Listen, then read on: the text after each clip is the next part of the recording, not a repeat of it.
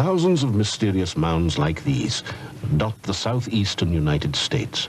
For centuries, their ghostly presence mystified all who laid eyes on them. Who could have built them?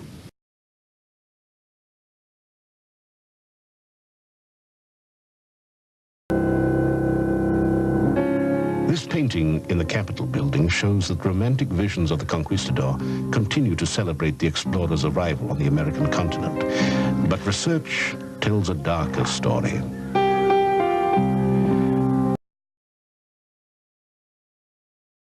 By the time DeSoto set foot in Florida, he was a wealthy, seasoned veteran of Spanish ventures in the New World. DeSoto himself had come to the New World when he was about 14, was a big success in the terms of the day as a conquistador. He participated in the pillaging of Native American societies in Central America. He was involved with the Pizarro brothers in the sacking of the Inca Empire. He became quite wealthy. But wealth alone could not satisfy DeSoto's burning ambition. To leave his mark on history, he would gamble his fortune on one more throw of the dice, his own expedition in search of El Dorado. When they came to the New World, none of the conquistadors came with the intention of staying. They wanted to come over here, they wanted to find El Dorado, they wanted to find the gold of the Incas, and if they didn't find that, they would go back without any kind of entitlement, any kind of status. And so they knew that, again, their backs were against the wall to make a name for themselves in the New World. And people had done it before, and there was no reason to think that they couldn't do it too.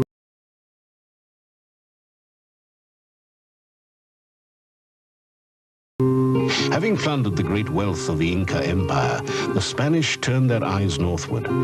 From there came rumors of gold, silver, and gems beyond the imaginings even of the greatest Inca monarch.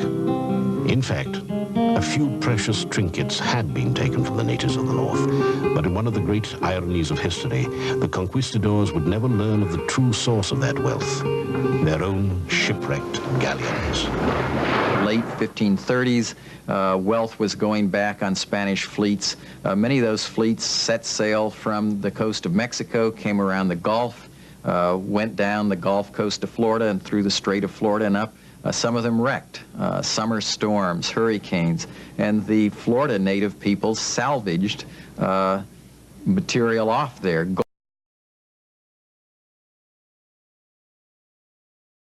Spectacularly oblivious to history's strange twist of fate, DeSoto's proud conquistadors arrived in the New World in the spring of 1539, probably at Tampa Bay. Almost 700 strong, they set off with haste in search of their fortunes.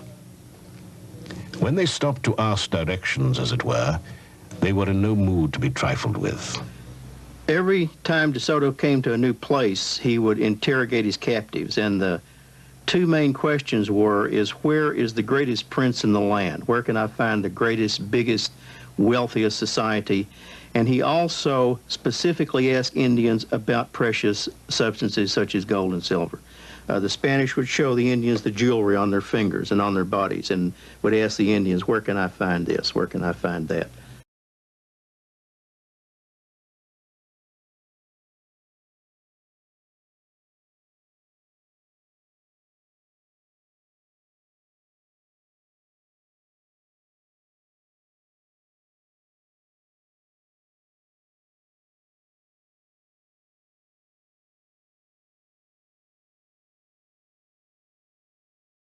Though they came to the New World ostensibly for gold, God, and glory, the Spaniards also quite clearly came in search of slaves. Yet, during most of the expedition, they probably had as many Indian slaves as they had members of the expedition. So at times, the expedition was probably, they had as many people as 800, 900 people, including all the Indian slaves that were accompanying them. One tactic used by DeSoto was to capture the chiefs. The chiefs were not only economically and politically important, they were also the focus of their people's religious life. It was devastating to the local populations when the Spaniards captured the chiefs because it just paralyzed everyone. The population was brought to its knees almost immediately. And the reason for this is because the chiefs were the ideological centers of the universe. It was their cosmological point of contact with the other world. And why is this important? It's important because the chiefs, through their ideology could communicate with the knowledge of the ancestors in the other world.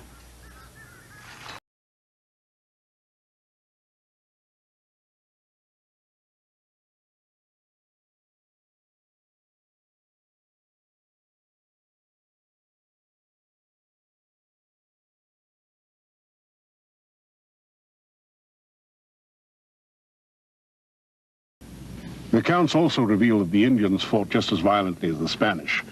The witnesses record horrifying scenes. The Indians ambushed their enemies so cautiously and skillfully that not a single Spaniard who strayed so much as 100 yards from the camp escaped being hit by an arrow and beheaded at once. And in spite of great haste our men made to assist their companions at such times, they always found them decapitated. But the Spaniards had devastating weapons at their command. They had crossbows, they had arquebuses, they had cannon. I think good weapons. I think the best weapon, however, was the horse. And repeatedly, when the Spaniards were endangered, mounted knights on those horses could simply rout an Indian force. Essentially, a knight on a horse was a Sherman tank of the day. He had his sword, his armor, his attack dog, his war horse, pretty much impenetrable, and could attack Indians and simply with horses, charge into them, defeat them. But you have to understand that DeSoto and his army were here to do a job. They were here to explore, conquer, and settle. And they would stop almost at nothing to do that. Their lives were at times endangered, so they did whatever they had to do. By our standards today, their behavior was often extremely cruel. On October the 18th, 1540, it appeared the Indians had had enough. They planned an elaborate ambush to end the Spanish terror once and for all.